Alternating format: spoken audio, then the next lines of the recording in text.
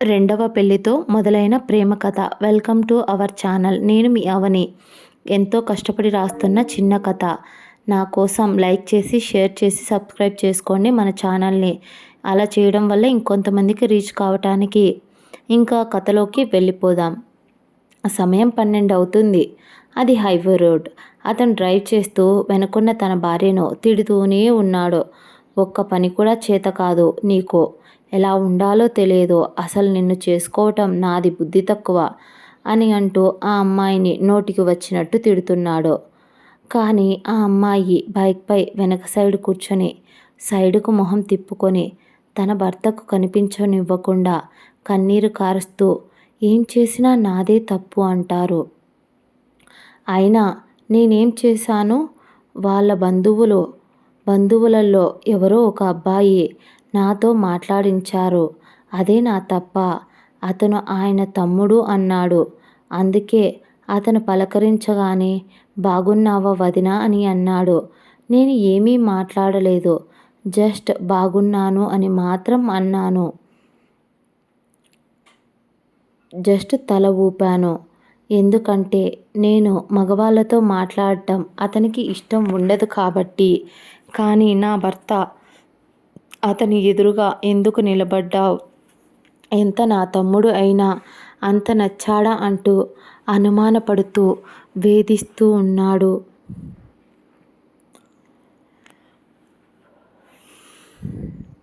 అని అనుకుంటూ మూగగా రోదిస్తూ ఉంది.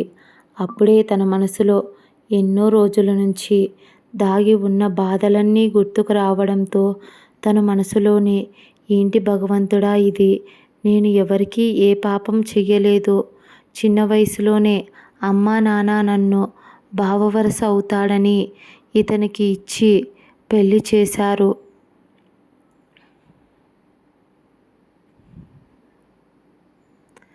కానీ ఇతనేమో ఎప్పుడూ నన్ను కొట్టడం, తిట్టడం. నాకు పెళ్ళైనప్పటికీ నాకు 16 సంవత్సరాలు. అంత చిన్న వయసులో పిల్లలు పుట్టాలంటే ఎలా పుడతారు? నేను చాలా మానసికంగా, శారీరకంగా అలసిపోయాను. ఇప్పటికే 2 ఏళ్ళు అవుతుంది నాకు పెళ్ళి అయ్యి. 18లో పడింది. అందరూ నీకింకా పిల్లలు ఎందుకు పుడతారు గొడ్రాలివి అంటూ వాళ్ళు అన్న మాటలు నా చెవుల్లో మారు మ్రోగుతూనే ఉన్నాయి. ఏ ఆడపిల్లకు ఇలాంటి కష్టం రాకూడదు అని అనుకుంటూ ఆ అమ్మాయి దేవుడు అనేవాడు ఉంటే ఇలాంటివన్నీ చూస్తూ ఉంటాడా? నాకెందుకు ఇన్ని కష్టాలు? ఇప్పటికే 4 సార్లు అబార్షన్ అయ్యింది. ఇంకా నా జీవితంలో పిల్లలు పుడతారో పుట్టరో అని అనుకుంటూ ఆ అమ్మాయి మూగగా రోదిస్తూ ఇదేమీ అదేమీ పట్టించుకొని ఆ అమ్మాయి భర్త ఇంత తిడుతున్నా కూడా అస్సలు మాట్లాడలేదు. నువ్వు అసలు నీకు సిగ్గనేది లేదే? నీలాంటి దాన్ని చేసుకున్న నాకు బుద్ధి లేదు అని అనుకుంటూ కోపంలో స్పీడ్గా డ్రైవ్ చేస్తూ ఉన్నాడు. ఆ అమ్మాయికి భయం వేస్తుంది పాపం. అతను అంత స్పీడ్గా డ్రైవ్ చేయడం వల్ల ఎక్కడ పడిపోతుందేమో అని. కానీ అతను కావాలని ఆ అమ్మాయిని భయపెట్టాలని స్పీడ్గా వెళుతూ ఉన్నాడు. అప్పుడే అతడు స్పీడ్గా వెళ్ళటం వలన, లైట్గా వర్షం పడుతూ ఉండటం వలన బైక్ స్కిడ్ అయ్యి యాక్సిడెంట్ అయ్యింది. ఎదురుగా అప్పుడే ఒక లారీ రావటం వల్ల ఆ లారీ కిందకి ఆ బైక్ పైన ఉన్న అతను సర్రున జారుకుంటూ ఆ లారీ కింద పడ్డాడు అతడు. ఆ అమ్మాయి మాత్రం సైడ్లో ఉండటం వల్ల బండి స్కిడ్ అయినప్పుడు పక్కకు దొర్లుకుంటూ రోడ్డుపై నుంచి పక్కన ఉన్న చెట్లలోకి దొర్లుకుంటూ పడిపోయింది. ఆ అమ్మాయి ఒంటిపై చాలా గాయాలే అయ్యాయి. అందువల్ల స్పృహ తప్పి పడిపోయింది. కానీ అతను మాత్రం లారీ కింద పడి అతని తల మీద లారీ ఎక్కడం వల్ల తల నుజ్జు నుజ్జు అయ్యి చచ్చిపోయాడు. వెంటనే చుట్టుపక్కల వాళ్ళంతా గుమిగూడి అంబులెన్స్కి మరియు అంబులెన్స్కి మరియు పోలీసులకి ఫోన్ చేశారు. అందరూ ఆ అబ్బాయిని గమనిస్తున్నారు. కానీ ఎవరూ ఆ అమ్మాయిని గమనించలేదు. చెట్లల్లో పడిపోవడం వల్ల అప్పుడే అంబులెన్స్ రావడం, డెడ్ బాడీని తీయడం అన్నీ జరిగిపోయాయి. అప్పుడే అక్కడికి వచ్చిన ఒక ఐపీఎస్ ఆఫీసర్ అతను తన అండర్లో ఉన్న ప్రతి పోలీస్ స్టేషన్కి ఒక వారం వెళ్ళి చూసి వస్తూ ఉంటాడు. అలా ఆ రోజు అక్కడికి వచ్చాడు. ఇక అప్పుడే ఫోన్ రావడంతో వాళ్ళని అబ్జర్వ్ చెయ్యొచ్చు అని వాళ్ళతో పాటు అక్కడికి వచ్చాడు. ఆ ఐపీఎస్ ఆఫీసర్ అయిన విశ్వ తనతో పాటు అక్కడికి వచ్చాడు. అక్కడికి వచ్చి చుట్టూ చూస్తూ ఉండగా అతనికి ఆ ఎస్ఐ అయిన అతను, సార్ బాడీని పంపించమనడం, ఇతని వాళ్ళు ఎవరో తెలుసుకోమనడం వాటి గురించి మాట్లాడుతూ ఉండగా విశ్వ అతను చుట్టూ చూస్తూ అక్కడ గాజు పెంకులన్నీ ఉన్నాయి, గాజు ముక్కలన్నీ ఉన్నాయి. బండి స్కిడ్ అయినప్పుడు ఎవరో అమ్మాయి పడిపోయినట్టు అనిపిస్తుండడంతో ఆ అమ్మాయి చేతి గాజులు మరియు ఆ అమ్మాయి పట్టి ఒకటి అక్కడే పడిపోయి రోడ్డుపైన దొరికాయి. దాన్ని అక్కడ ఎవరూ గమనించలేదు. కానీ ఆ అబ్బాయి మాత్రం దాన్ని గమనించి ఆ ఖాళీ పట్టీని చూడగానే అతనికి ఏదో తెలియని ఫీలింగ్ కలిగింది. వెంటనే దాన్ని ఆ సిఐకి ఇద్దామనుకున్నాడు. కానీ ఎందుకో ఇవ్వబుద్ధి కాక చుట్టూ చూశాడు. అప్పుడే చుట్టూ చూస్తున్న తనకి దాన్ని పాకెట్లో వేసుకొని అక్కడ ఎవరో చెట్ల పొదల్లో పడిపోయి ఉండటం గమనించి పరిగెడుతూ అటువైపు వెళ్ళాడు. ఇదంతా గమనించిన అక్కడి వాళ్ళు కూడా ఆ అబ్బాయి వెనకాలే వెళ్ళగా అక్కడ చేతులంతా గీరుకుపోయి తలకు దెబ్బ తగిలి కళ్ళు కూడా తెరవలేని పరిస్థితిలో స్పృహలో లేదు ఆ అమ్మాయి. ఆ అబ్బాయికి మొదటిసారి ఆ అమ్మాయిని చూడగానే ఏదో తెలియని ఫీలింగ్ కలిగింది. వెంటనే ఆ అమ్మాయిని చేతుల్లోకి ఎత్తుకొని అంబులెన్స్ ఎక్కడా అంటూ వచ్చాడు అతను. వెంటనే అక్కడికి అంబులెన్స్ రావటం, తనని అంబులెన్స్లోకి ఎక్కించడం, తర్వాత హాస్పిటల్కి తీసుకెళ్ళి ట్రీట్మెంట్ చేశారు. అతను ఆ ఎస్ఐ దగ్గరికి వచ్చి ఎవరు వీళ్ళు అని అడిగాడు. ఆ అబ్బాయి వైఫ్ అండ్ హస్బెండ్ సార్. వాళ్ళు ఏదో పార్టీకి వెళ్ళి వస్తూ ఉన్నారంట. వీళ్ళదే తప్పంతా ఉంది. అతను డ్రింక్ చేశాడు. డ్రింక్ చేస్తూ డ్రైవ్ చేసి వాటర్ ఉండడం వల్ల స్కిడ్ అయి పడ్డాడు. ఆ అమ్మాయే సాక్ష్యం చెప్పింది. ఆ అమ్మాయి చాలా ఇన్నోసెంట్లా ఉంది సార్ అని అన్నాడు ఆ ఎస్ఐ. తన పేరేంటి అని అడిగాడు విశ్వ. దానికి ఎస్ఐ, ఆ అమ్మాయి పేరు ఆశ్రిత సార్. ఆ అమ్మాయి కండిషన్ ఎలా ఉంది అని అడిగాడు విశ్వ. ఆ అమ్మాయి ఇప్పుడు పర్వాలేదు సార్. ఆ అమ్మాయి ఫ్యామిలీ వచ్చింది. వాళ్ళ పేరెంట్స్, వాళ్ళ అన్నయ్య కూడా వచ్చాడు. చూడటానికి చాలా చిన్న వయసులా ఉంది సార్ ఆ అమ్మాయిది. ఆ అమ్మాయికి పెళ్ళయిందంటే అస్సలు నమ్మబుద్ధి కావడం లేదు అని అనుకున్నాడు మనసులో విశ్వ. అప్పుడే ఎస్ఐ, సార్ ఈ కేసు ఏం చెయ్యలేము. అందుకే దీన్ని క్లోజ్ చేస్తున్నాను. ఎందుకంటే పాపం ఆ అమ్మాయి చాలా మంచిది సార్. ఆ అమ్మాయి చాలా చిన్న వయసు. కోర్టుల చుట్టూ తిరుగుతూ ఉండే ఓపిక ఆ అమ్మాయికి లేదు. పైగా ఆ అమ్మాయికి తెలుసు ఇందులో తన భర్త తప్పే ఉందని.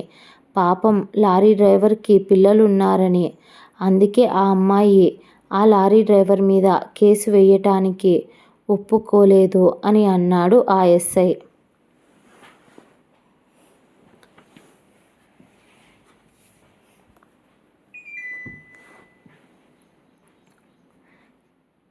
ఆ ఎస్ఐ ఈ కాలంలో చిన్న యాక్సిడెంట్ జరిగితేనే వాళ్ళ తప్పు లేకపోయినా డబ్బులు వసూలు చేసేస్తారు. కానీ లారీ కింద పడి తన భర్త చనిపోయినా ఆ అమ్మాయి అలా డ్రైవర్ని ఏమీ అనొద్దని చెప్పింది. కొంచెం ఆశ్చర్యపోయాడు విశ్వ. తరువాత విశ్వకి ఫోన్ రావడంతో నేను వెళ్తున్నాను. ఇక 1 నెల వరకు నేను ఇక్కడికి రాకపోవచ్చు అని చెప్పి వెళ్ళిపోయాడు. ఆ పోలీస్ ఆఫీసర్తో. తరువాత ఒక 6 నెలల సమయం ఎలా గడిచిందో తెలియలేదు. ఆ అమ్మాయి పూర్తిగా డిప్రెషన్లోకి వెళ్ళిపోయింది.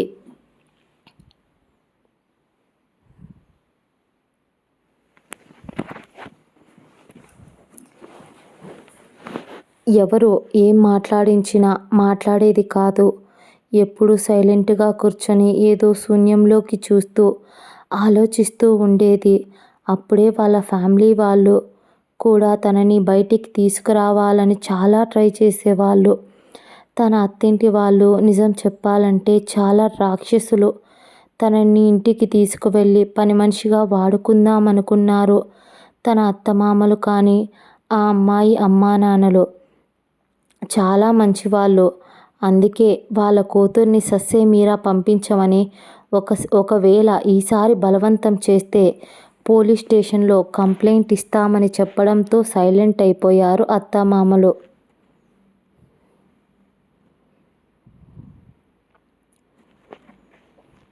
ఆశ్రిత పేరెంట్స్కి అక్కడ పలుకుబడి బాగానే ఉంది. ఆశ్రిత వాళ్ళ పేరెంట్స్కి ఫస్ట్గా ఒక అమ్మాయి, తర్వాత ఒక అబ్బాయి. మళ్ళీ ఆశ్రిత వాళ్ళ అక్కకి 21 ఉండగా పెళ్లి చేసి పంపించారు. ఆశ్రిత వాళ్ళ అన్నయ్య ఇంకా చదువుకుంటూ ఇంజనీరింగ్ చదువుతున్నాడు. ఆశ్రిత తనకు 16 ఏళ్ల వయసు ఉండగా అప్పుడే ఇంటర్ అయిపోయిందనుకుంటా. వాళ్ళ దూరపు చుట్టాలైన తన భర్త, అమ్మ, నాన్న నిర్మలా ప్రసాద్ గార్ల పెద్ద కొడుకు అయిన అరవింద్కి ఇచ్చి పెళ్లి చేయమని మాట్లాడటానికి వచ్చారు. కానీ ఆశ్రిత వాళ్ళ నాన్న తను చదువుకుంటుంది, తను చదువు పూర్తయ్యేంత వరకు నేను పెళ్లి చెయ్యను అని కరాఖండిగా చెప్పేశాడు. కానీ నిర్మలా ప్రసాద్ తేనె పూసిన కత్తి మాటలతో మోసం చేసి మంచిగా మాటలు చెప్పి తనను పెళ్లి చేసుకునేంత వరకు వాళ్ళ ఇంటి చుట్టూ తిరుగుతూ వాళ్ళు చాలా మంచివాళ్ళు అన్నట్టు చాలా నాటకాలు ఆడి ఆశ్రితను పెళ్లి చేసుకున్నారు. పాపం ఆశ్రిత వాళ్ళ అమ్మానాన్నలకు చాలా ఆస్తులు ఉన్నాయి. దాంతో వాటి మీద కన్నేసి చిన్నపిల్ల అని కూడా చూడకుండా ఆశ్రితను పెళ్లి చేసుకున్నారు. వాళ్ళ అమ్మానాన్న వాళ్ళ కల్లబొల్లి మాటలు నమ్మి ఆశ్రితను వాళ్ళకి ఇచ్చి తను వద్దు అన్నా కూడా వినకుండా మంచిగా సర్ది చెప్పి పెళ్లి చేశారు.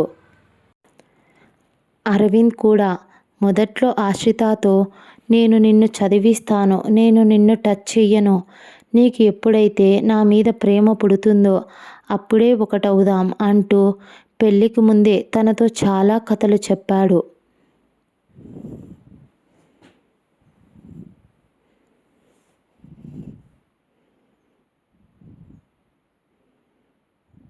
పాపం వాటన్నింటినీ నమ్మిన ఆశ్రిత పెళ్లి చేసుకుంది. పెళ్లి చేసుకొని ఇంటికి వెళ్ళిన మరుసటి రోజే వాళ్ళ నిజస్వరూపం బయటపడింది. ఆ రోజు నైటే శోభనం కాగా తనని చిన్నపిల్ల అని కూడా చూడకుండా ఎక్కడెక్కడో కొరికి కిచ్చి తను నొప్పి అంటున్నా కూడా వదలకుండా తను ఏడుస్తుందని, నిన్ను చేసుకున్నందుకు నాకు సుఖాన్ని కూడా ఇవ్వలేవా అంటూ తనని కొడుతూ పైశాచికత్వంగా తన అందాన్ని తను ఏడుస్తుంటే ఆనందాన్ని పొందుతూ ఫీలింగ్స్ వస్తున్నాయి నువ్వు ఏడుస్తుంటే అని అంటూ తనని కూడా శారీరకంగా చాలా టార్చర్ చేసేవాడు అరవింద్. ఆ రోజు అలా నైట్ అతనితో రోజు శారీరకంగా నలిగిపోతూ అత్తమామల దగ్గరికి వస్తే ఇంట్లో పనులన్నీ తెల్లవారే లేచి తనే చెయ్యాలి. చెయ్యకపోతే ఒక్క నిమిషం ఆలస్యమైనా కూడా ఈ ముదరష్టపది మా జీవితాల్లోకి ఏమంటా వచ్చిందో, మా జీవితాల్లో సంతోషం లేకుండా పోయింది అంటూ ఆశ్రితను కొట్టడం, తన చేత ఇంటి పనులన్నీ చేయించడం, ఇలా తనని టార్చర్ పెడుతూ ఎక్కడంటే అక్కడ కాల్చుతూ తనకు కాల్చిన గాయాలపై కారం అద్దుతూ కారం తగిలితే పుండు త్వరగా మానుతుంది అంటే కావాల్సిందే తనని టార్చర్ పెడుతూ ఉండేవాళ్ళు. ఆశ్రిత అమ్మా నాన్నకు కూడా ఇవన్నీ తెలియకుండా మేనేజ్ చేస్తూ వచ్చేవాళ్ళు. ఆశ్రిత అమ్మా నాన్న ఆస్తి బాగానే కట్నంగా ఇచ్చారు. దాన్నంతటినీ ఆశ్రిత పేరుపైనే ఉంచారు. దాంతో వాళ్ళకింకా కడుపు రగిలిపోయింది. ఆశ్రిత ఆడబిడ్డ అయితే మరీనూ తనని కాళ్ళతో తన్నటం, ఈ పని చెయ్యమనటం, ఆ పని చెయ్యమనటం, మనిషివి ఎదిగావు బుర్ర ఎదగలేదంటూ ఎలా అంటే అలా నోటికొచ్చినట్టు కొట్టేది తనని. ఇలా రోజులు గడుస్తూ ఉండగా ఒకరోజు వాళ్ళ అన్నయ్య తనని కలవటానికి వచ్చాడు. ఆ రోజు ఇంట్లో తన అదృష్టమో లేదా దురదృష్టమో ఇంట్లో ఎవ్వరూ లేరు. తన అన్నయ్య వచ్చి డోర్ కొట్టాడు. అప్పటికే తన చెల్లిని చూసి చాలా రోజులైపోయింది. తనకు జాబ్ వచ్చిందని ఆ విషయం తన చెల్లికి ఫస్ట్ చెప్పాలని వచ్చాడు. సంతోషంగా డోర్ కొడుతూ ఉండగా అప్పుడే వంటగదిలోకి వెళ్ళి వంట చేస్తూ ఉన్న తను వెళ్ళి డోర్ తీయగా ఒక్కసారిగా తనను చూసి తన బాలకాన్ని చూసి అతను అస్సలు గుర్తుపట్టలేదు. ఆశ్రీ నువ్వేనారా అంటూ కళ్ళతో మరుగుతున్న నీళ్లతో చూశాడు తన వైపు. ఆశ్రిత ఒక్కసారిగా ఏడుపునంతా ఉగ్గపట్టుకోలేక తన అన్నయ్యను గుండెలపై తలపెట్టి అన్నయ్య అంటూ వచ్చే ఏడుపును ఆపుకుంది. ఆశ్రిత అన్నయ్య అయినా ఏమైందిరా అన్నయ్య ఏమైంది బంగారం అంటూ అడిగాడు తన అన్నయ్య విజయ్. దానికి ఆశ్రిత జరిగిందంతగా చెప్పగా, ఛీ ఇలాంటి వాళ్ళు కూడా ఉంటారా, ఇలాంటి వాళ్ళు నీకు ఇచ్చి పెళ్లి చేసింది ఏదో వరుసకు మేనత్త, ఏ కష్టం రానీకుండా చూసుకుంటారని వీడికిచ్చి పెళ్లి చేశాను. నిజం చెప్పాలంటే అక్కలాగా నీకు కూడా గవర్నమెంట్ ఉద్యోగస్తుడిని తీసుకొచ్చి చేద్దామనుకున్నాం. కానీ మన దూరపు చుట్టాలు అవ్వడం వల్ల వీడు నిన్ను ఇష్టపడ్డాడని వీడమ్మా బాబు మన ఇంటి చుట్టూ రోజు అడుగుతుంటే నీకింత నరకం చూపిస్తారా ఇచ్చి చేస్తే, ఇప్పుడే వాణ్ణి చంపేస్తాను అంటూ లేచాడు విజయ్. దానికి ఆశ్రిత చెయ్యి పట్టుకొని వద్దన్నయ్య, ఇంతటితో నా జీవితం అయిపోయింది. ఒక పెళ్ళైన అమ్మాయికి తన కుటుంబానికి ఎలాంటి సంబంధం లేదు, ఉండదో. ఇప్పుడు ఇది నా కుటుంబం కానట్టే, అది నా కుటుంబం కానట్టే ఇదే నా కుటుంబం. నేనిప్పుడు పుట్టింటికి వచ్చి ఉంటే మొగుడు వదిలేసిన భార్యగా నేను ఆ ఇంట్లో ఉంటాను. నాన్న గుండెలపై బరువునవుతాను, నీకు బలహీనతనవుతాను. అలా ఉండాలి అని నేను అనుకోవటం లేదు. నేనేం చేసినా ఇక్కడ ఉండే నేను నా భర్తను మార్చుకోవటానికి ప్రయత్నిస్తాను అని అంది ఆశ్రిత. ఇక చెల్లి ఎంత చెప్పినా వినకపోవడంతో వెళ్ళి తన తల్లిదండ్రులకు జరిగిందంతా చెప్పాడు. వాళ్ళ అమ్మానాన్న కూడా ఆశ్రితకు నచ్చచెప్పారు. వాళ్ళ కుటుంబంలో వాళ్ళను బెదిరించారు.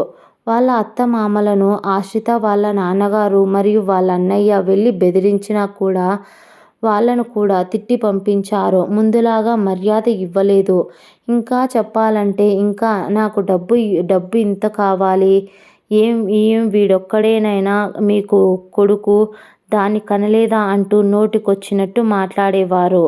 అరవింద్ ఇలా రకరకాలుగా ఎంత చెప్పినా వాళ్ళు వినకపోవడంతో ఆశ్రిత ఇంటికి రమ్మంటే నేను మీకు బరువవ్వలేను అంటూ రాను అనడం, కట్నం వాళ్ళు ఆశ్రితకు తెలియకుండా అప్పుడప్పుడు వెళ్ళి వాళ్ళ ఇంట్లో డబ్బు తెచ్చుకోవటం, వాళ్ళ నాన్నను అన్నయ్యను బెదిరించడం, ఇలా ఆశ్రితని చంపేస్తామంటూ ఇలా రోజులు జరుగుతుంది. అలా ఒకరోజు వాళ్ళు పార్టీకి రావడం, ఆ పార్టీ నుంచి వస్తూ యాక్సిడెంట్ జరగడం, ఇక అతను చనిపోవడంతో ఆశ్రితను వాళ్ళ పేరెంట్స్ పంపించము అని వాళ్ళింటికి తీసుకువెళ్ళిపోవడంతో ఏం చెయ్యలేకపోయారు. అతను చనిపోయాడు. ఎంతైనా భర్త కదా, 3 ముళ్ళు వేశాడు. అలా డిప్రెషన్లోకి వెళ్ళిపోయింది ఆశ్రిత. ఏ రోజు ప్రేమను పంచలేదు. కానీ తన జీవితం ఇలా ఎందుకు అయిపోయింది, తన కన్న వాళ్ళు తన కోసం బాధపడుతున్నారు.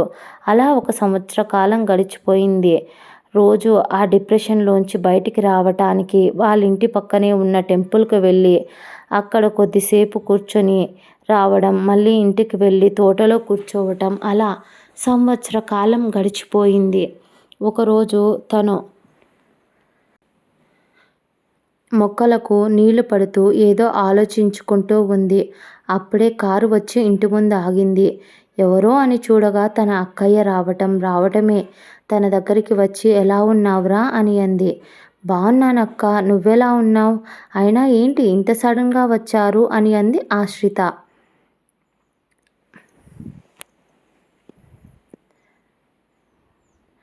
డౌట్గా.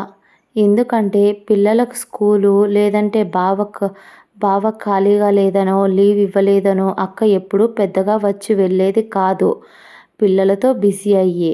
కానీ చెప్పా చెయ్యకుండా ఇంత సడన్గా వచ్చేసరికి భయం వేసింది ఆశ్రితకి.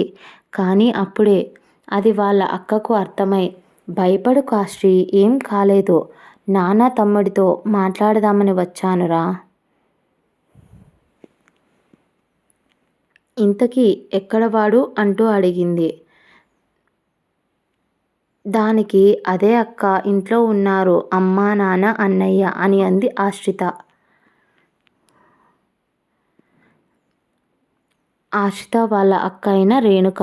సరేరా అంటూ ఆశ్రిత చెయ్యి పట్టుకొని లోపలికి వెళ్ళి వాళ్ళ అమ్మా నాన్నల్ని పలకరించింది రేణుక.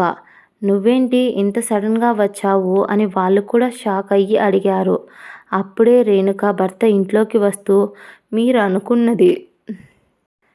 మీరు అనుకున్నది నిజమే అత్తయ్య, ఇది పని ఉంటే తప్ప ఇక్కడికి రావాలి అందుకదా అని అంటూ రేణుకను వాళ్ళ అత్తమామల ముందు ఇరికించాడు.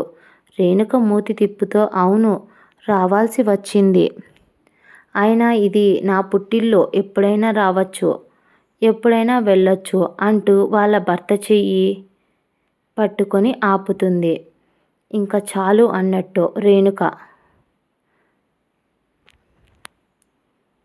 అప్పుడే వాళ్ళ తమ్ముడు అబ్బా అక్క, సరే కూర్చో, వచ్చారు కదా, ఒక వారం నుండి ప్రశాంతంగా వెళ్దురు అనగా రేణుక కొంచెం తగ్గి, వారం రోజులు టైం లేదురా, ఈవినింగ్ కల్లా నేను మళ్ళీ వెళ్ళిపోవాలి అని చెప్పింది. అందరూ షాక్ అయ్యి రేణుక వైపు చూడగా అవునమ్మా, ఆయన ఇప్పుడు ఇక్కడికి వచ్చింది ఒక పని మీదే వచ్చాను, అదేంటి అని అడిగారు అందరూ. అది అంటూ రేణుక నుసుకుతూ ఉంది. ఏమైంది అని అంది వాళ్ళమ్మ. రేణుక నుసుకుతూ ఉంటే అమ్మా, నీకు మా ఆడపడుచు తెలుసు కదా? తెలుసు సత్య, చాలా మంచి పిల్ల అని అంది వాళ్ళమ్మ. ఆవిడ దానికి అది సత్యకి పెళ్లి చూపులు, రేపు ఆ అబ్బాయి వస్తున్నాడు, అయితే మంచిదే కదే, ఏదో కొంపలు మునిగిపోయినట్టు రాకపోతే అక్కడ ఏర్పాట్లన్నీ చూసుకోవాల్సింది అని అంది వాళ్ళమ్మ.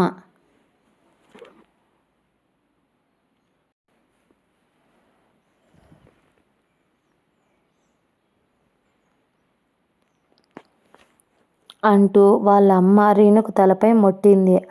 అబ్బా అమ్మ, చెప్పింది వినవే అని అందరూ సరే చెప్పు అన్నారు.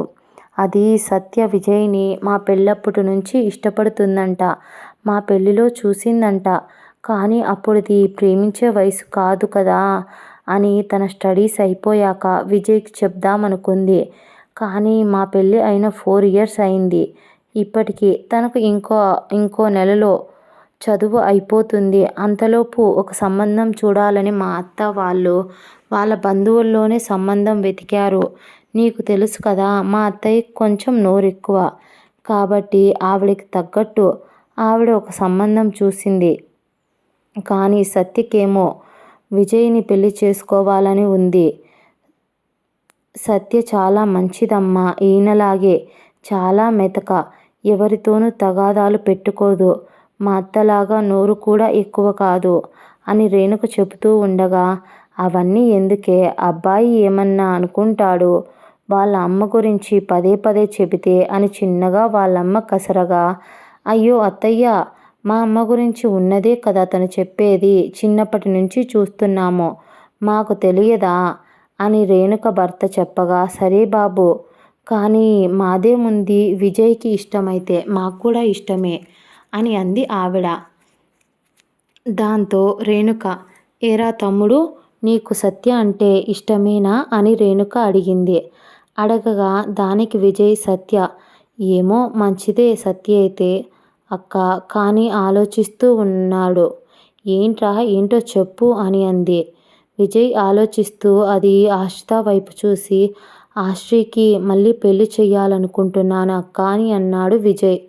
ఒక్కసారిగా ఆశ్రిత భయంతో ఉలిక్కిపడి, పెళ్ళా? నేను చేసుకోను. నాకు ఈ పెళ్ళి వద్దు. నేను లైఫ్ లాంగ్ ఇలాగే ఉండిపోతాను. అన్నయ్య ప్లీజ్ అన్నయ్య, నన్ను మళ్ళీ ఆ నరకంలోకి తొయ్యకండి ప్లీజ్ అంటూ ఒక్కసారిగా ఏడ్చేసింది. అందరికీ కూడా ఏడుపొచ్చేసింది. బాధేసింది తన్ని చూసి. కానీ రేణుక దగ్గరికి తీసుకొని, చూడు ఆశ్రిత, లైఫ్లో నువ్వు మా దగ్గర ఉన్నా నాకు ఏ బాధ లేదురా. కానీ మేమంతా హ్యాపీగా ఉండి నువ్వొక్కదానివి ఇలా ఉంటే మాకు నచ్చుతుందా చెప్పు? నీకు ఇష్టమైనప్పుడే నువ్వు నీ లైఫ్ని మార్చుకోవాలి అన్నప్పుడే మేము పెళ్ళి చేస్తాము. కానీ ఒక్కటి మాత్రం నిజం చెప్తున్నాను ఆశ్రీ, మేము మా లైఫ్లో ఎందుకు ముందుకు వెళ్ళాలి అంటే నీ లైఫ్ మార్చాలి. నువ్వు హ్యాపీగా ఉంటేనే మేమందరం హ్యాపీగా ఉంటాం బంగారం అని తల నిమిరింది రేణుక. ఆశ్రిత కూడా, సరే అన్నయ్య, నేను దీన్ని గురించి తర్వాత ఆలోచిద్దాం. ముందు అయితే సత్య చాలా మంచి పిల్ల. ముందు నీ పెళ్ళి అయిపోని తర్వాత నాకు కొంచెం టైం కావాలి. నేను వీటన్నిటి నుంచి కొంచెం బయటపడాలి అని చెప్పి అక్కడి నుంచి వెళ్ళిపోయింది. అలా కాలక్రమేణా రోజులు గడుస్తూ విజయ్ కూడా సత్యని ఇష్టపడడం మొదలుపెట్టాడు. సత్య రోజు విజయ్కి కాల్ చేస్తూ విసిగిస్తున్నా విజయ్ తన్ని ప్రేమగా మాట్లాడడం, తన్ని ప్రేమగా చూసుకోవటం మొదలుపెట్టాడు. అలా వాళ్ళ ఎంగేజ్మెంట్ రోజు రానే వచ్చింది. ఇంట్లో వాళ్ళు కూడా ఒప్పుకున్నారు. విజయ్కి మంచి సాఫ్ట్వేర్ జాబ్ ఉంది కాబట్టి, పైగా వెనకాల మంచి బ్యాక్గ్రౌండ్ ఉంది, మంచి డబ్బులు చాలానే ఉంది కాబట్టి ఇక రేణుక వాళ్ళ అత్తయ్య కూడా ఏమీ అనలేదు. ఆ ఎంగేజ్మెంట్ రోజు నైట్ టైం ఎంగేజ్మెంట్ కావడం వల్ల చాలామంది వచ్చారు. వాళ్ళ కొబ్బరి తోటలోనే ఎంగేజ్మెంట్ పెట్టుకున్నారు. చుట్టూరా చాలా డెకరేషన్ చాలా బాగా చేశారు. ఆశ్రిత మాత్రం ఒక ప్లెయిన్ శారీ కట్టుకొని జస్ట్ ఒక చైన్ వేసుకొని మిడిల్ ఇయర్తో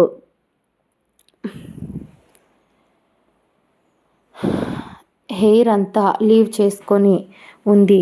తనని అలా చూస్తే ఎవరైనా తనకి ఇంకా పెళ్ళి కాలేదు అనుకుంటారు.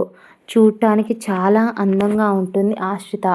కానీ తన మొదటి భర్త చేసిన గాయాలు ఇంకా తన ఒంటిపై అలాగే ఉన్నాయి.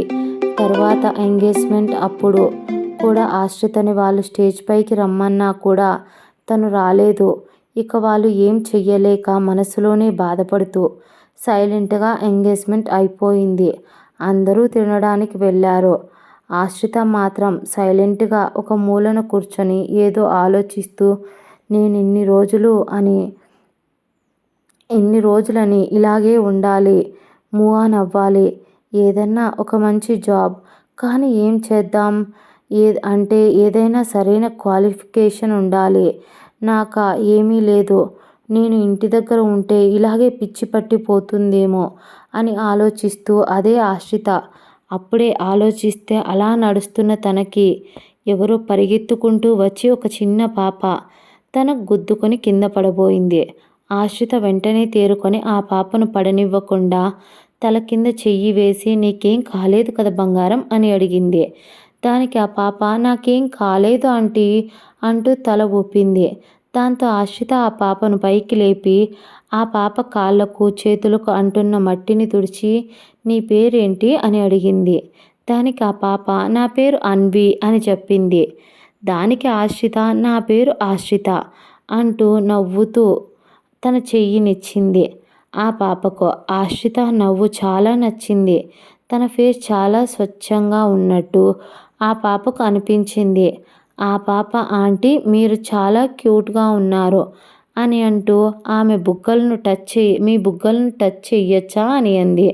అవునా నాన్న అంటూ ఆ పాపను దగ్గరికి తీసుకొని ఒళ్ళో కూర్చోబెట్టుకొని, ఏంటి ఇలా ఒంటరిగా తిరగవచ్చా? చిన్న పిల్లవి అని చెప్పాగా. అవును, మీ మమ్మీ ఎక్కడుంది? మీ మమ్మీ దగ్గర వదులుతాను అని అంది ఆశ్రిత. అక్కడ అసలే నైట్ టైం కాబట్టి పాములు పాడు ఉంటాయి. నానా అని అంది. దానికి ఆ పాప డల్గా ఫేస్ పెట్టి, నాకు అమ్మ లేదుగా, మా మమ్మీ చిన్నప్పుడే నన్ను వద్దని వదిలేసి వెళ్ళిపోయింది అని అంది. దానికి ఆశ్రిత ఏడుపొచ్చింది. చాలామంది పిల్లలు కావాలని ఏడుస్తూ బ్రతుకుతుంటే పిల్లలు పుట్టిన వాళ్ళు మాత్రం ఆ పిల్లలు వద్దని వదిలేసి వెళ్ళిపోతుంటారు అని మనసులో అనుకుంటూ, సరే బంగారం, ఇప్పుడు వాటి గురించి ఎందుకులే, నువ్వు ఎవరి దగ్గర వచ్చావని అడిగింది. దానికి ఆ బుడ్డది, అదిగో అక్కడ ఉంది కదా, తను మా నానమ్మ అని చెప్పింది. ఆవిడ వైపు చూడగా ఆవిడ రేణుక వాళ్ళ పెద్దత్తయ్య, అంటే వాళ్ళ అత్తయ్యకు అక్క. ఆశ్రిత పాప ఆవిడ మనవరాలు అని అనుకుంటూ, సరే పాప, నువ్వు వాళ్ళ దగ్గరికి వెళ్ళు అని చెప్పి అక్కడ నుంచి ఆశ్రిత రేణుక వాళ్ళ దగ్గరికి వచ్చింది. అప్పుడే రేణుక పిల్లలకి అన్నం తినిపించాలని కిందికి రాగా, ఎక్కడికి అని అంది ఆశ్రిత. పిల్లలకు అన్నం తినిపించాలి ఆశ్రి, ఇప్పుడే చాలా లేట్ అయింది అని వెళ్తుంటే, ఇక్కడ నువ్వుండు, వాళ్ళకి నేను అన్నం తినిపిస్తాను, ఇక్కడ ఎవరైనా ఉంటే బాగుంటుంది కదా అని అంది ఆశ్రిత. సరే అయితే నువ్వే వెళ్ళి తినిపించు, వాళ్ళు ఎలాగో నువ్వు తినిపిస్తే మొత్తం తినేస్తారు అని రేణుక కూడా నవ్వుతూ మళ్ళీ స్టేజ్ పైకి వెళ్ళిపోయింది. ఆశ్రిత ఒక ప్లేట్లో వాళ్ళకు ఫుడ్ పెట్టుకొని వెళ్ళి, పిల్లలు ఎక్కడున్నారా, పిల్లలు దగ్గరికి వెళ్ళి, పిల్లలు వాళ్ళ నానమ్మ వాళ్ళ దగ్గర ఉండడంతో, పిల్లలు ఇక్కడ ఉన్నారా, రండి రండి నాన్న, అన్నం తినిపిస్తాను అని అంటూ, మీ చిన్న బొజ్జలు తిరిగి తిరిగి అలసిపోయి ఉంటారు అని అంది. పిన్ని, నువ్వు తినిపిస్తావా మాకన్నం అంటూ అడిగారు పిల్లలు ప్రేమగా. వాళ్ళ అక్కయ్యకు ఒక పాప ఒక బాబు. అవును, నేనే తినిపిస్తాను అని అంటూ పిల్లలకు ప్రేమగా గోరుముద్దలు కలిపి పెట్టింది. పిల్లలు వాళ్ళ పిన్ని పెడుతుంటే అస్సలు వద్దని అనడం లేదు. అది చూసి వాళ్ళ నానమ్మకు ఆశ్చర్యం వేసింది. ఏమ్మా, వీళ్ళకు ఇంటి దగ్గర నేను 2 వేసి తినిపిస్తాను, చుట్టూరా తిప్పి తిప్పి, ఇటు తిప్పి అటు తిప్పి, తిరిగి తిరిగి తినిపిస్తాను, అసలు ఒక్కరు కూడా నా మాట వినరు, కానీ నువ్వు పెడుతుంటే వాళ్ళు కిక్కురుమనకుండా నీతో మాట్లాడుతూ అన్నం మొత్తం కంప్లీట్ చేస్తున్నారు అని ఆశ్చర్యంగా అడిగింది ఆవిడ అప్పుడే. ఆ పిల్లలు, మా పిన్ని చాలా కేరింగ్గా ప్రేమగా చూస్తుంది మమ్మల్ని, ఎప్పుడూ తెలుసా, నువ్వు మమ్మల్ని తిడుతుంటావు కానీ తను ఒక్క మాట కూడా తిట్టదు అని అంటూ ప్రేమగా, మా పిన్ని చాలా మంచిది, మా పిన్ని ఇలా అలా అంటూ వాళ్ళ ఆశ్రిత గురించి గొప్పగా చెబుతూ వాళ్ళ ప్రేమను చూపిస్తూ ఉన్నారు ఆ పిల్లలిద్దరూ. అప్పుడే అక్కడే కూర్చొని ఉన్న వాళ్ళ అత్తయ్య వాళ్ళ అక్క కూడా అక్కడే ఉండడంతో ఆవిడ కూడా అలాగే ఆశ్రితను చూస్తూ, ఎంత లక్షణంగా ఉంది, ఎవరే ఈ అమ్మాయి అంటూ ఆవిడ చెల్లిని అడగ్గా, రేణుక,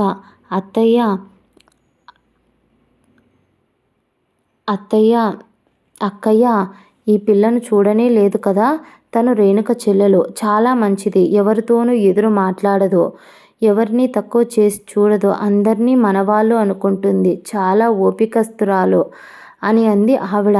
వీళ్ళు ఇలా చిన్నగా మాట్లాడుకుంటూ ఉండగా అప్పుడే అక్కడికి అన్వి పాప నానమ్మ అంటూ వచ్చింది. వాళ్ళ నానమ్మ దగ్గర కూర్చొని అక్కడే అన్నం తినిపిస్తూ ఉన్న ఆశ్రితను కూడా చూసింది ఆ పాప.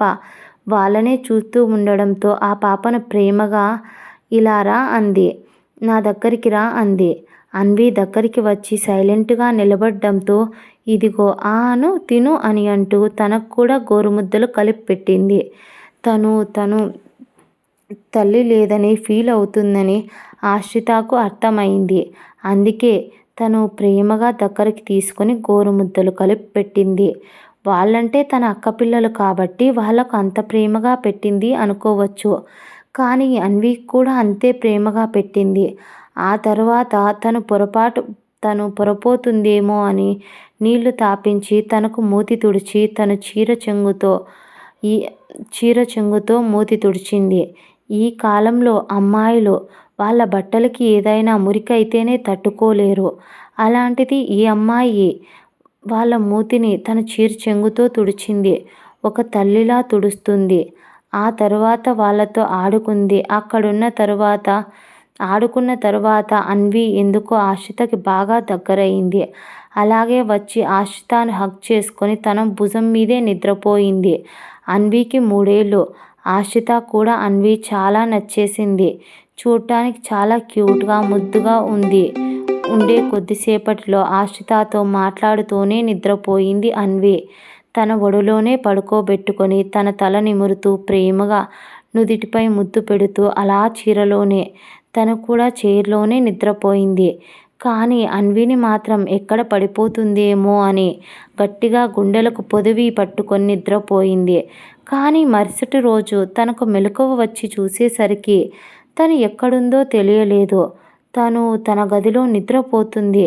తనకు అర్థం కాలేదు. ఇక్కడికి ఎలా వచ్చాను అని ఒక్కసారిగా షాక్ అయి చుట్టూ చూసుకుంది. తన ఒడి ఖాళీగా ఉంది. అన్వీని మిస్ అయ్యాను అనే ఫీలింగ్ తన గుండెకు తెలుస్తుంది. అయినా ఏదైనా మన సొంతం అయితే మన దగ్గరే ఉంటుంది. ఆ పాప ఎవరి పాపో తెలియదు అని అనుకుంటూ మళ్ళీ కలవాలనుకుంటే అన్నయ్య పెళ్ళిలో కలుస్తానేమో అని అనుకుంటూ ఒక నిట్టూర్పు వదిలి వెళ్ళి ఫ్రెష్ అయ్యి వచ్చింది బయటికి వచ్చి పంజాబీ డ్రెస్ వేసుకొని బయటకు వచ్చి ఇంట్లో వాళ్ళందరూ సోఫాలో కూర్చొని ఉన్నారు. ఏదో ఆలోచిస్తూ ఉన్నారు. ఆశ్రితకి ఏమీ అర్థం కాలేదు. ఆశ్రిత ఏమైంది? ఎందుకలా అందరూ ఏదో ఆలోచిస్తున్నారు అని అడగగా అందరూ ఆశ్రిత వైపు భయంగా చూస్తూ ఆశ్రీ నీతో ఒక విషయం మాట్లాడాలి అని అన్నారు. నాతోనా? ఏం మాట్లాడాలి అని అంది ఆశ్రిత. అది అంటూ రాత్రి నీకు ఒక పాప దగ్గరయింది కదా అన్వి అని అడిగింది. వాళ్ళ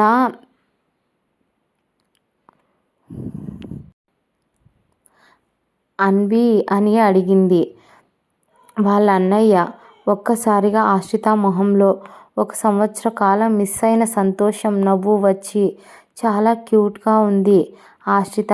అన్నయ్య ఎంత క్యూట్గా ఉందంటే తను నాకు అస్సలు వదలాలనిపించలేదు. నిద్రపోయేంత వరకు నాతో మాట్లాడుతూ నాకు కబుర్లు చెప్పింది ఆశ్రిత. దానికి వాళ్ళ అన్నయ్య సరే అయితే ఇంకా పాయింట్లోకి వస్తున్నాం రా, ఇంకా లాగ్ చేయటం వల్ల ఉపయోగం లేదు అంటూ ఏదో ఏం చెప్పాలనుకుంటున్నారో అని అంది. నువ్వు చెప్పావు కదా నేను పెళ్ళి గురించి ఆలోచించమంటే. సరే ఆలోచిస్తాను, దానికి సమయం కావాలి, సమయం వచ్చినప్పుడే జరుగుతుంది అని. సమయం వచ్చింది అని అన్నాడు విజయ్. ఆశ్రిత షాక్ అయి ఇంత త్వరగా ఏంటిరా దాని గురించి అని అంది ఆశ్రిత. అప్పుడే విజయ్ అన్వి ఉంది కదా ఆ పాపకి వాళ్ళమ్మ చిన్నప్పుడే మోడలింగ్ చెయ్యాలనే ఆశతో ఆ పాపను వదిలేసి ఇంట్లోంచి వెళ్ళిపోయిందంట. ఆ పాప వాళ్ళ నాన్న ఒక పెద్ద పోలీస్ ఆఫీసర్. తను నీకిష్టమైతే నిన్ను పెళ్లి చేసుకుంటాను అన్నాడు. నీకిష్టమేనా అని అడగమని రాత్రి మమ్మల్ని కలిసి చెప్పి వెళ్ళాడు. ఇంకొక విషయం ఏమిటంటే తనే నిన్ను రూమ్లో పడుకోబెట్టాడు. నాకు తెలిసినంత వరకు చాలా మంచోడే మా మరిది అని చెప్పడం కాదు కానీ నేను చాలాసార్లు తన గురించి విన్నాను. తను ఎప్పుడూ జాబ్ వల్ల దూరంగా ఉండేవాడు. వేరే ప్లేసెస్లో ఉండటం వల్ల వాళ్ళకు పెద్దగా కాంటాక్ట్ ఉండేది కాదు. కానీ ఆ అబ్బాయి మాత్రం చాలా మంచివాడు. మా బంధువులంతా అదే మాట అంటారు. ఒక్కసారి ఆలోచించు అని అంది రేణుక. ఆశ్రితకి భయం వేసింది. ఒక్కసారి ఉచ్చులోకి బిగుసుకుపోయినట్టు మళ్ళీ అయిపోతానేమో అని. కానీ అన్వి గుర్తుకు వచ్చింది. తను నైట్ నిద్రపోయేటప్పుడు తను ఆశ్రితతో ఒక ప్రామిస్ తీసుకుంది.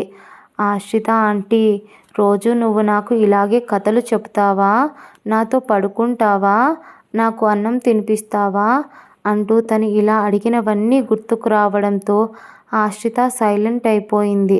వాళ్ళ నాన్నతో నాకు ఏది మంచిదో మీకు బాగా తెలుసు నాన్న, కానీ నేను నా ముందున్న జీవితాన్ని ఇంకా మర్చిపోలేదు. నాకు కొంచెం టైం కావాలి, అతనికి చెప్పండి అని అంది ఆశ్రిత. సరేనని విశ్వకు ఫోన్ చేసి చెప్పగా విశ్వ ఒకటే మాట చెప్పాడు. అన్వి తనని వదిలి అస్సలు ఉండలేకపోతుంది. నైట్ నుంచి తను నేనెప్పుడూ ఇబ్బంది పెట్టను. తనకు దేనికి ఫోర్స్ చెయ్యను. తనకు నచ్చినట్టు తనని ఉండమనండి. కానీ తల్లిగా అయితే తను ఆల్రెడీ తన బాధ్యతను రాత్రి నుంచే మొదలుపెట్టింది. కాబట్టి విజయ్ వాళ్ళ పెళ్ళితో పాటే మా పెళ్ళి కూడా చెయ్యండి అని విశ్వ అనడంతో కొంచెం తడబడ్డారు. ఆశ్రితకి ఈ విషయం చెప్పగా ఆశ్రిత కూడా ఇక ఏమీ మాట్లాడలేదు. కేవలం అంటే కేవలం అన్వి కోసం మాత్రమే ఈ పెళ్ళికి ఒప్పుకుంటున్నాను నాన్న అని సైలెంట్ అయిపోయింది. కూతురు పెళ్ళికి ఒప్పుకుందన్న సంతోషంలో ఇక ఆ తల్లిదండ్రులకు కాళ్ళాడలేదు.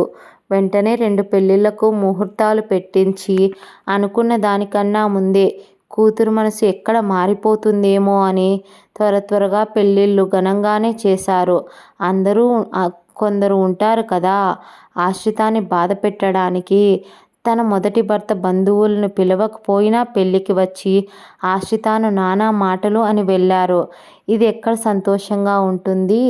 అది ఇది అంటూ అవన్నీ బయటికి కనిపించనివ్వకుండా పైకి నవ్వుకొని సైలెంట్గా ఉండిపోయింది ఆశ్రిత. విశ్వ గమనిస్తూనే ఉన్నాడు తన ఓపికని. అస్సలు కోపమే రాదా ఈ అమ్మాయికి? అమ్మాయిలు ఒక్కసారైనా కోపాన్ని చూడాలి ఈ అమ్మాయిలో అని అనుకుంటూ మొదటిసారి చూశాను ఈ అమ్మాయిని రక్తపు మడుగులో. చేతులన్నీ గీరుకుపోయి ఆ రోజే అనిపించింది ఆ అమ్మాయికి నాకు ఏదో కనెక్షన్ ఉందని. తాళి కట్టేశారు. ఇక అప్పగింతలు అయిపోయాయి. ఆశ్రిత అమ్మా నాన్నల దగ్గర ఆశీర్వాదం తీసుకుంది.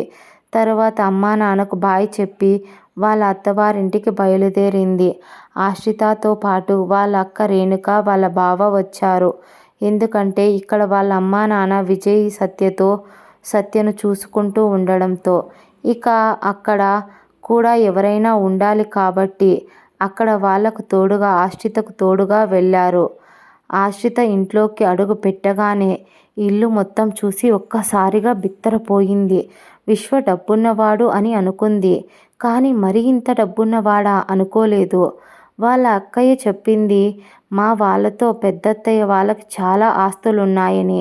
వాళ్ళకు ఒక్కగానొక్క కొడుకు కావడం వల్ల పైగా మా మామయ్యకు గవర్నమెంట్ ఉద్యోగం, స్థిరచరాస్తులు కూడా చాలా బాగా ఉన్నాయి.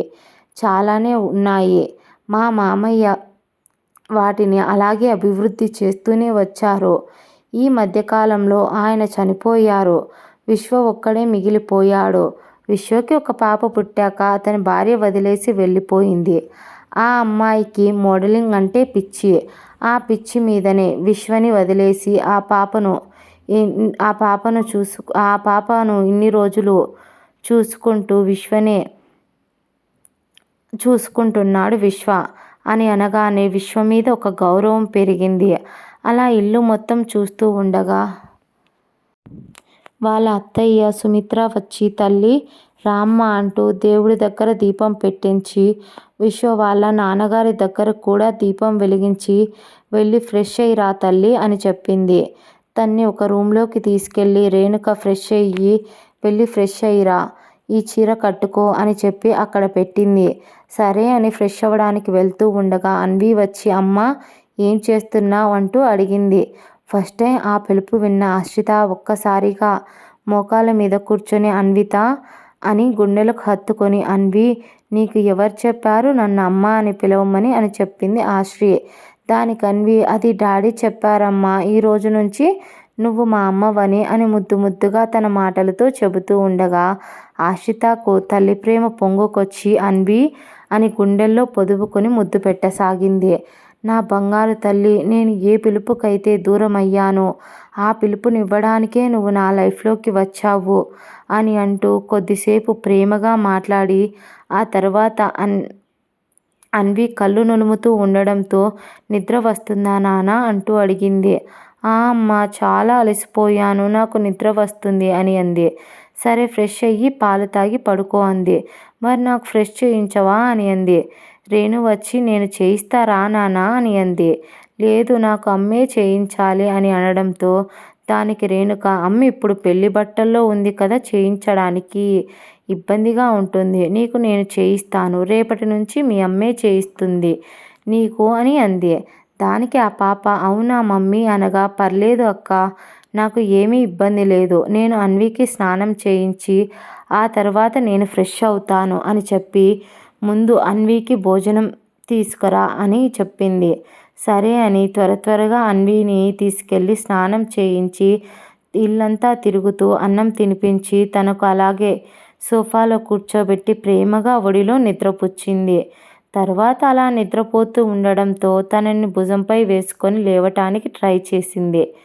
తన చీర లైట్గా తేమ అయ్యి ఉండటం వల్ల చీర మొత్తం అయిన వెయిట్ వల్ల జారిపోయే పొజిషన్లో ఉంది.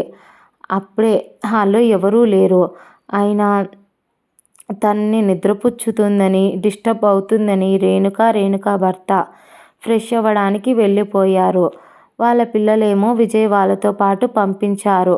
అప్పుడే ఫ్రెష్ అయి వచ్చిన హర్ష అక్కడ ఆశ్రిత ఇబ్బంది పడుతుందని అర్థమై అన్విని ఎత్తుకొని లేవలేకపోతుందని, ఆ చీర తేమగా ఉందని అర్థమై వెంటనే ఆశ్రిత దగ్గరికి వచ్చి పాపను చేతిలోకి తీసుకున్నాడు. పాపని తీసుకునేటప్పుడే విశ్వ చెయ్యి ఆశ్రిత చెస్టుకు తగిలింది. అది హర్ష గమనించుకోలేదు. కానీ ఆశ్రిత ఉలిక్కిపడి టెన్షన్గా కావాల్సిందే చేశాడేమో అని భయంగా కోపం వచ్చినా ఇప్పుడు తన భర్త కాబట్టి ఏమీ చెయ్యలేని నిస్సహాయతగా సైలెంట్గా తన చీర ఎక్కడ జారిపోతుందేమోనని గట్టిగా పట్టుకొని వాష్రూంలోకి వెళ్ళిపోయి గడపట్టుకొని లోపలికి వెళ్ళి వాష్రూంలో షవర్ ఆన్ చేసి వెక్కిళ్ళు పెట్టి ఏడ్చింది. కొద్దిసేపు తర్వాత హర్షకు అర్థం కాలేదు తను ఎందుకు అలా వెళ్ళిపోయిందో. తను మాత్రం పాపను తీసుకెళ్ళి తన బెడ్పై పడుకోబెట్టి తను ఏదో ల్యాప్టాప్లో వర్క్ చేస్తూ ఉన్నాడు. ఇక్కడ ఆశ్రిత ఏడ్చినంతసేపు ఏడ్చి 1 గంట తరువాత కళ్ళన్నీ ఉబ్బిపోయి ఎర్రగా అయిపోయాయి. ఏడవడం వల్ల బయటికి వచ్చింది.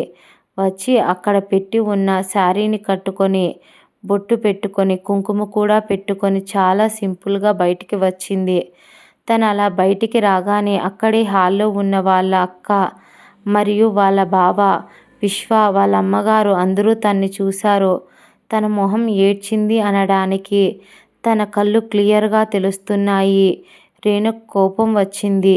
ఇది ఎప్పుడు మారుతుందో ఏంటో, మొదటిసారి ఇంట్లో అడుగుపెట్టి వచ్చింది ఇలా ఏడుస్తూ కూర్చుంటుందా పోయిన వాడిని తలుచుకుంటూ అంటూ మొదటిసారి తన చెల్లిపై కోపం వచ్చింది రేణుకకు. దాంతో ఆశ్రితని తన దగ్గరికి వచ్చి కోపంగా రూంలోకి లాక్కెళ్ళింది. ఆశ్రిత అసలే భయపడిపోయింది. మళ్ళీ నేను కలగజేసుకునేసరికి ఏమైందక్కా అంటూ భయపడింది. ఏంటి సంవత్సరం దాటిపోయింది ఇంకా వాడు గుర్తుకు చేసుకుంటూ ఏదో వాడి మంచివాడైనట్టు నిన్ను పువ్వుల్లో పెట్టి చూసుకుంటున్నట్టు దాన్ని గుర్తుకు చేసుకుంటూ ఇలా ఏడుస్తూ ఉంటావా? వచ్చిన మంచి అవకాశాన్ని నీ జీవితాన్ని సరిదిద్దుకోవటానికి ఉపయోగించు. ఇలా ఏడ్చుకుంటూ కూర్చుంటావా అని రేణుక కొట్టేంత కోపం వచ్చింది ఆశ్రితను. ఆశ్రిత ఏడుపు మొహంతో అక్కా నేను వాణ్ణి మర్చిపోయాను. నాకు వాడు గుర్తు చేసుకోవాలని లేదక్కా.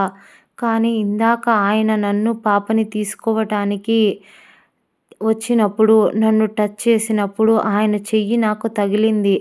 నాకు చాలా భయం వేసిందక్కా. నేను చాలా భయపడిపోయాను. నాకు జీవితం మీద విరక్తి వచ్చే విషయం ఏంటో తెలుసా? సెక్స్. అదంటే నాకు ఇష్టం లేదక్కా. వాడు చేసే చేష్టలు వికృతంగా నన్ను చాలా బాధించాయి. వాడు నన్ను కొట్టేవాడు. ఏడుస్తుంటే నన్ను గిచ్చేవాడు, కొరికేవాడు. నేను ఏడవడం లేదని వేడి పాలు నా మీద పోసి పైశాచికంగా నాతో బిహేవ్ చేసేవాడు. నా ఒంటిపై వెరైటీ గాయాలు కనిపిస్తేనే వాడికి మూడ్ వస్తుందంట. నన్ను అందరి ముందు ఎక్కడంటే అక్కడ టచ్ చేసేవాడు. ఇదంతా ఇప్పుడు గుర్తొచ్చిందక్కా. పెళ్ళి అంటేనే భయపడింది అందుకే. ఇందుకోసమే నేను ఆయన్ని సమయం అడిగాను అని అంది ఆశ్రిత. అది వాడిని మర్చిపోవడానికి కాదు, నేను ఇవన్నీ మర్చిపోవడానికి. నా జీవితంలో ఉన్న పాత జ్ఞాపకాలు చాలా భయంకరంగా ఉన్నాయి. నన్ను పీడిస్తున్నాయని అంటూ వాళ్ళ అక్కని పట్టుకొని ఏడ్చేసింది. వాళ్ళ అక్క కూడా చెల్లి బాధ అర్థం చేసుకొని హత్తుకొని ఓదార్చింది. కానీ వీళ్ళ మాటలన్నీ హాల్లో ఉన్న వీళ్ళ ముగ్గురికి వినిపించాయి. ఆశిత బావ వచ్చి విశ్వ దగ్గరకు వెళ్ళి, చూడు విశ్వ, తను చాలా చిన్న పిల్ల. చిన్న వయసులోనే ఎన్నో కష్టాలను అనుభవించింది. ఒక అన్నగా చెప్తున్నానురా, చాలా మంచి అమ్మాయి. నా మరదలు అని చెప్పడం లేదు, నీ అన్నగానే చెప్తున్నా. అలాంటి అమ్మాయిని మిస్ చేసుకోకు. నాకు తెలుసు అన్వి నీ కూతురు కాదని. నువ్వు ఎవరి దగ్గర దాచినా నా దగ్గర దాగలేవు. కానీ ఆశితకు కూడా నిజాన్ని చెప్పు. తను ఖచ్చితంగా యాక్సెప్ట్ చేస్తుంది. నీ గురించి అన్నీ తనతో చెప్పు. తను నీతో ఫ్రీగా మెలిగేలా చేసుకో. తనకు నువ్వు ఎంత దగ్గరైతే నీ జీవితం అంత బాగుంటుంది. ఒక అన్నగా ఇంతకన్నా నేనేమి చెప్పలేను అని అంటూ ఆయన బయటికి వెళ్ళిపోయాడు. వాళ్ళమ్మ కూడా హర్ష వైపు చూసి ఏమేం మాట్లాడలేక సైలెంట్ అయిపోయింది. ఆ రోజంతా ఎవరూ ఏమీ మాట్లాడుకోలేదు. నైట్ కూడా ఎవరి గదిల్లో వాళ్ళు పడుకున్నారు. టైం 1 అవుతుండగా ఆశ్రితకు చాలా దాహం అనిపించింది. చుట్టూ చూసింది. అక్కడ వాటర్ బాటిల్ ఉంది, కానీ వాటర్ లేవు. దాంతో మెల్లిగా లేచి వాటర్ తీసుకోవటానికి బయటికి వచ్చింది. తను అలా బయటికి రాగానే ఎదురుగా హర్ష అలా ఏదో వర్క్ చేస్తూ ఉన్నాడు. మన హీరో గారి పేరు విశ్వ మరియు హర్ష, అందుకే అలా పిలుస్తున్నాను. చేస్తూ ఉన్నాడు. తను ఆశ్చర్యంగా, ఈ మనిషికి నిద్ర రాదా ఏంటి, టైం 1 అవుతుంది అని తనలో కానీ అనుకుంటూ, ఇప్పుడు వెళ్ళాలా వద్దా, మనకు వాటర్ తాకపోతే గొంతు ఆరిపోయి చచ్చిపోయేలా ఉంది. పైగా కొత్త ప్లేస్ కావడం వల్ల సరిగ్గా తినలేదు. దాంతో ఆకలిగా ఉంది. కడుపు ఖాళీగా ఉండడం వలన తనకు నిద్ర రావడం లేదు. దాంతో వాటర్ తీసుకోవడానికి వచ్చింది. అక్కడే విశ్వసార్ ఉండడంతో వెళ్ళాలా వద్దా అని బిడియంగా ఆలోచిస్తూ ఉంది. వర్క్ చేసుకున్న హర్షకి ఏదో చప్పుడు కావడంతో అటుగా చూడగా అక్కడ ఆశ్రిత నిలబడుకొని ఉంది. తను రావడానికి ఆలోచిస్తుందని అర్థమై చిన్నగా నవ్వుకున్నాడు. మళ్ళీ ఆశ్రిత వైపు చూసి ఆశ్రీ అన్నాడు. హర్ష మాటలకు ఉలిక్కిపడి, నన్నేనా? ఇతను ఎంత మంచిగా పిలుస్తున్నాడు. అయినా అక్క చెప్పింది కదా తన మంచివారే అని. ఇలా రాను రాను తెలుస్తుందిలే. ఎవరినైనా వెంటనే జడ్జ్ చెయ్యలేము కదా. మళ్ళీ హర్ష పిలవడంతో బాగోదని హర్ష ముందుకు వెళ్ళి సైలెంట్గా నిలబడింది. ఆశ్రిత నేల చూపులు చూస్తూ ఉండటంతో హర్షకు అర్థమై, వాటర్ తాగడానికి వచ్చి ఎందుకు ఆలోచిస్తున్నావు? అక్కడే నీకు కావాలంటే వెళ్ళి తీసుకో. ఇది నీ ఇల్లు. నిన్ను ఇక్కడ ఎవరూ ఏమీ అనరు అని అన్నాడు హర్ష. ఆ మాటకు అది అంటూ నుసుకుతూ ఉంది. ఆశ్రిత వైపు చూస్తూ, అక్కడ ఎదురుగా ఉంది కదా అదే కిచెన్. నువ్వు ఇందాక చూసావు కదా అని అన్నాడు. ఆశ్రిత ఏమీ మాట్లాడలేదు. తను చూపించిన కిచెన్ వైపు వెళ్ళి వాటర్ తీసుకోవటానికి వెళ్ళింది. అక్కడికి వెళ్ళి వాటర్ పట్టుకుంటూ ఉండగా హర్షకు కూడా ఏదో గుర్తొచ్చి వెనకే కిచెన్లోకి వచ్చాడు. అక్కడ వాళ్ళ పెళ్ళి అని చాలా రకాల స్వీట్లు అన్నీ కొన్ని బాక్సెస్లో ఉన్నాయి. తను వాటర్ పట్టుకుంటూ ఉంటే హర్ష ఒక ప్లేట్లో కొన్ని స్వీట్స్ పెట్టి వాటర్ తాగుతున్న ఆశ్రిత దగ్గరికి వెళ్ళి తనకు ప్లేట్ ఇచ్చాడు. ఆశ్రిత ఎందుకో అన్నట్టు చూడగా, నీకే, ముందు తిను. నువ్వు నైట్ డిన్నర్ సరిగ్గా చేయలేదు కదా. నాకు మీ అక్క చెప్పింది నీకు నైట్ ఫుడ్ సరిగ్గా తినకపోతే నిద్ర రాదు అని. అందుకే ఇది తిని పడుకో అని అన్నాడు హర్ష. తన మీద అంత జాగ్రత్త చూపిస్తుంటే ఆశ్రితకి ఒక్క విషయం గుర్తుకు వచ్చింది. తన మ్యారేజ్ అయిన కొత్తలో ఒకరోజు తనకు నైట్ టైం ఇలాగే ఆకలి వేస్తే లేచి తను నైట్ తినకుండా వదిలేసిన అన్నం తింది. అందుకు అరవింద్ వాళ్ళమ్మ చాలా నీచంగా, చాలా ఘోరంగా కొన్ని మాటలు మాట్లాడి తనను 2 రోజులు అన్నం పెట్టలేదు. అది గుర్తుకు వచ్చింది ఇప్పుడు కూడా. అందుకే ఆకలి వేస్తున్నా కూడా తను సైలెంట్గా ఉంది.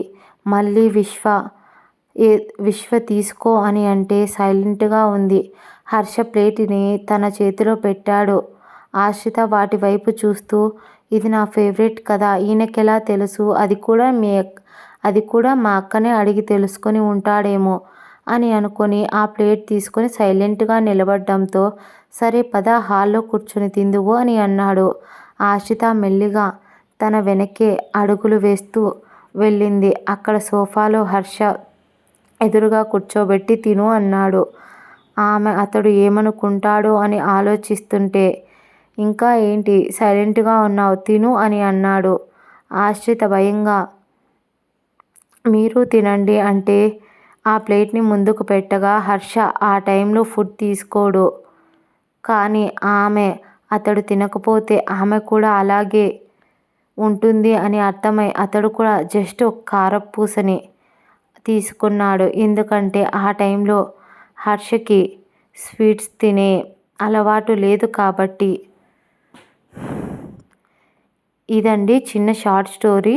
ఇది ఫస్ట్ పార్ట్. ఈ స్టోరీ మీకు నచ్చితే కామెంట్ చేయండి. అలాగే దీన్ని సెకండ్ పార్ట్ పెట్టాలి అనే వాళ్ళు కామెంట్ చేస్తే నేను సెకండ్ పార్ట్ కూడా అప్లోడ్ చేస్తాను. ఇంతవరకు లైక్ చేసి షేర్ చేయండి, కామెంట్ కూడా చేయండి. స్టోరీ ఎలా ఉందో చెప్పండి. లైక్ మాత్రం మర్చిపోద్దు. అలాగే దీనిలో చాలా స్పెల్లింగ్ మిస్టేక్స్ ఉన్నాయి. ఇది స్టార్టింగ్ రాస్తున్నాను కదా, రాను రాను ఇంకా బాగా ఇవ్వడానికి ట్రై చేస్తాను. And bye. మళ్ళీ నెక్స్ట్ ఎపిసోడ్లో కలుద్దాం. దీని సెకండ్ పార్ట్ కావాలి అనుకునే వాళ్ళు నాకు కామెంట్ సెక్షన్లో ఖచ్చితంగా చెప్పండి. Bye friends.